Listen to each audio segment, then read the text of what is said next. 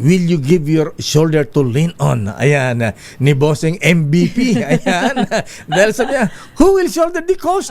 That's too big. Ayan, bago natin pag-usapan kung paano magmumura ang issue ng kuryente. Ayan, ano ang maipapayo nyo kay Bossing MVP, Congressman Art Chapser, sa kanilang problema yun na mukhang malaki ang mababawa sa kanilang kita. Ayan, profit. Malaki ang maso-shoulder.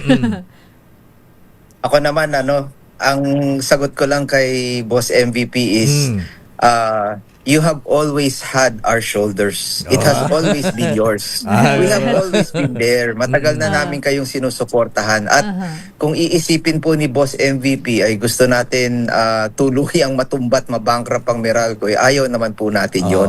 Ang gusto nga natin, lahat ng kumpanya maging matagumpay sila. Lahat po. Pero ang nanonotice natin, maybe not for the case of Meralco, kasi isipin po natin, ang Meralco, ang system stocks na china-charge ng Meralco, nasa 5% na lang daw. So ang unang target natin yung mga areas sa labas. Marami pa ho tayong mga cooperatives all over the country na yung systems loss nasa 15%, yung iba umaabot pa ho ng 20%. Yun muna yung tatargetin natin. Kasi dalawang systems loss yung technical at non-technical. Paki-explain nga po, Congressman Art Chapser, ayan, yung technical at saka ano isa? Non-technical. Non-technical. Yung non-technical. Yung non-technical systems loss, yun po yung mga ninanakaw. Yun yung mga gina-jumper cable. Yan So, technical. gusto natin umpisahan yun. Kasi dahil ang mga electric distribution utilities natin, binibigyan sila ng kasiguruhan sa batas na kung ano yung in-apply nila sa ERC na sinabi nilang investment nila, bibigyan sila ng kalakip na return on investment. Imagine, ang sarap nun, Apulakay, maghanap ka ng negosyo na sabihin mo, i-declare mo yung nilagay mo, sinagot na ng taong bayan yung risgo mo. Tapos ibabalik na lang sa'yo. Walang lugi, Napakasarap po talaga ng negosyo. Nagkamali tayo, Apulakay Dapat dito tayo pumasok dati. Pero ang point nga doon is, yung dahil binigay na natin sa kanila yung return on investment nila, parang Sister El, wala na silang incentive na repasuhin pa yung system of distribution nila. Pati yung mga ninanakaw, hindi na sila nagpuputol. Pinababayaan lang nila. Kasi parang ang logic nila, bakit pa natin bibigyan ng pansin at oras at hirap at kwarta yan?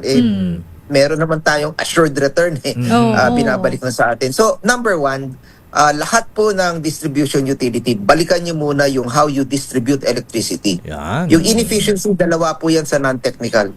If you are not reinvesting in your line, syempre marami ang nawawala. And number two is if marami ang naka-jumper cable, then syempre, ang laki ng binabayaran ng taong bayan. So unahin po natin yung non-technical system source. Everybody has to go back and review.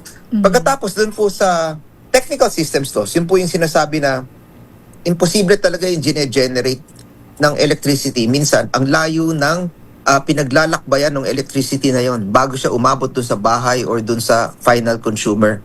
We agree. There may be a situation like that. Okay na. Igagrant na natin yon. Scientifically possible.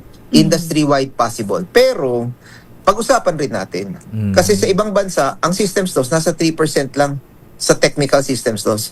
Hindi po umaabot ng more than that. So yun lang naman. Pero maganda yung senyales ng presidente.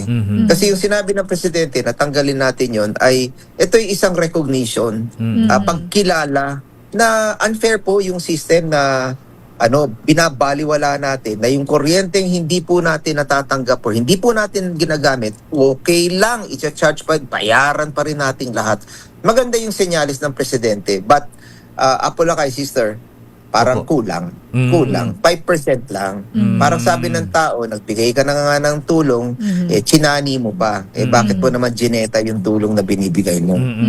Lubos-lubosin mo na sana. Kasi marami pa tayong pass-through charges. Ayan. Kasi 5% lang yung systems loss Kung yung pass-through charge lahat yon, nilift po natin lahat yon, baka 15 to 16, 17% po ang pwedeng bumaba sa electric billing ng taong bayan. Now, that will be felt. Mararamdaman yon.